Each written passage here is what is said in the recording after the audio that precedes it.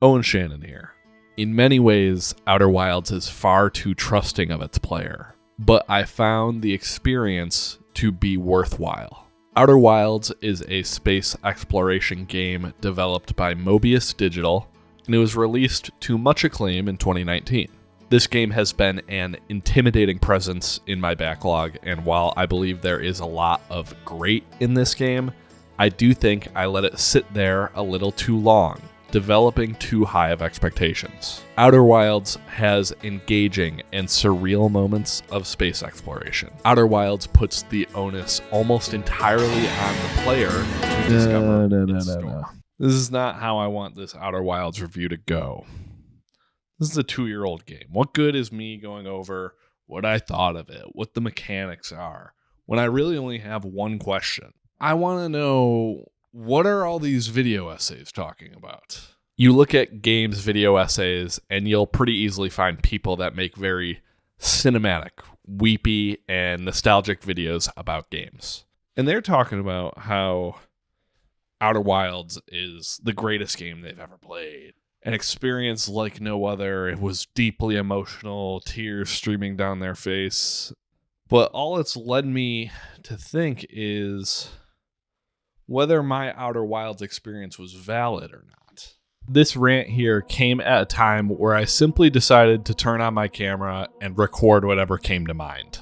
I fixated on my separation from the video essay community because it's something I'm frankly puzzled by in this instance. My initial plan for this video was going to be straightforward, cut and dry, but I realized that wouldn't effectively express how I'm feeling about this game and the commentary around it. Is there a video essay industrial complex? And I'm not saying this to come at all of these different people that make videos like this. I mean, I've blatantly copied them. I do it all the time. But after playing Outer Wilds, I cracked my knuckles even though I can't crack them.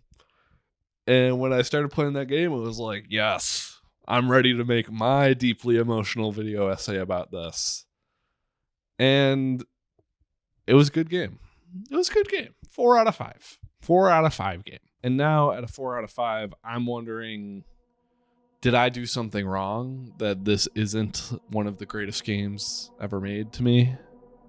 Did I do something wrong that this isn't the most deeply emotional experience I've ever had? Did I do something wrong that I'm not making one of those deeply emotional video essays right now? Outer Wilds is an exceptionally unique game that lends itself to this dramatized and over-the-top interpretation. So let's test it. Let's look at videos from these other creators and evaluate their analysis. Is it far too steeped in hyperbolic emotion, or can they sway me into believing this game has changed my life? Disclaimer, every video I look at I believe to be very good, even if I disagree with it.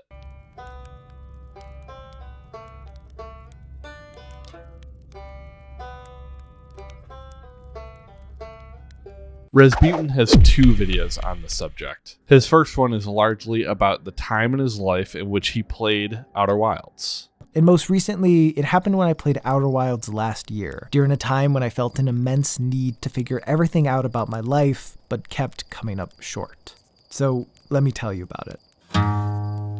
This is a strong premise for a personal essay about this game, as shown by the time loop nature of the game. In his sections that are more strictly focused on the game, I think his way of describing his mindset as he went through the game is really well said. Discovering that he needed to be more singularly focused on certain loops as to not get overwhelmed, and taking the time to simply enjoy the environment from time to time is essential for enjoyment of this game. It's the type of thing that prospective players should hear, so that they know what they're in for. Razbuten's other video I'm referencing refers to games he wishes he could play for the first time again. I don't have to go too deep into this video, as the title of it gives away the most pertinent analysis of the game. Outer Wilds has replayability in the sense that each location has an incredible amount of depth, so perhaps you could always find new secrets. But it has no replayability beyond that. Because once you know the answers that will take you to the credits, that's all you need to know. You could start a brand new game and speedrun to the end without much effort. and that's because the structure dictates it. You have to be able to get to the credits within a singular loop. The main campaign, for lack of a better term, is simply trying to find answers about how to get somewhere. Let's be vague about it right now. And once you know those answers, you can go to the end of the game. So there is value in what Razbuten is saying here, because Outer Wilds could literally never be as affecting a second time, because you already know the answer. You would simply be going through the motions.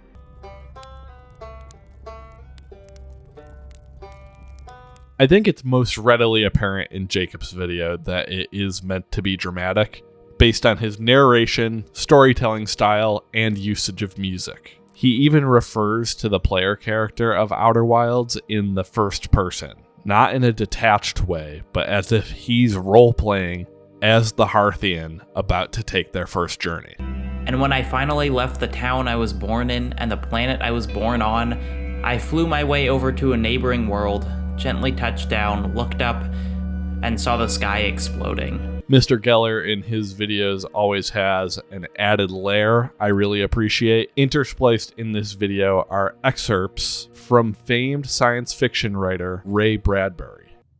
When life is over, it's like a flicker of bright film, an instant on the screen, all of its prejudices and passions condensed and illumined for an instant on space, and before you could cry out, there was a... The film burned to a cinder. The screen went dark. So the video impressively ties together two distant ideas. One is discussing how Outer Wilds showcases the inevitability of death, and the other is applying it to the canon of science fiction. In many ways, the video comes off as Geller creating his own short story out of his Outer Wilds experience. I certainly find that to be admirable.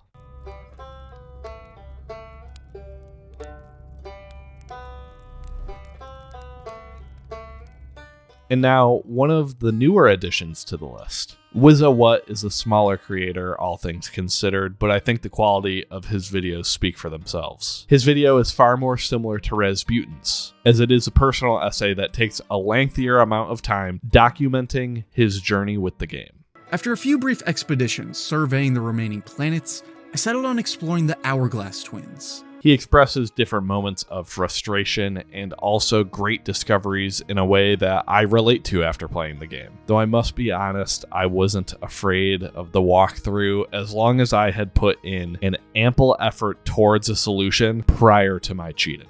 This personal essay hinges on Outer Wilds' application to illness, specifically terminal illness. It's a frame that I never considered for this game, but he lays it out very effectively. He adds in some deeply personal moments that are really upsetting. I have a lot of empathy for him because our situations are not one-to-one, but I as well grew up with very similar circumstances. Most importantly, for the purposes of my critiquing here, I don't think he reaches at all. The comparison is really strong, and I wouldn't be shocked to find that Mobius was aiming to create a metaphor for illness through the game, which is definitely the type of analysis that shifts my perspective on the game. This essay definitely helps me see the game as more important than I initially did.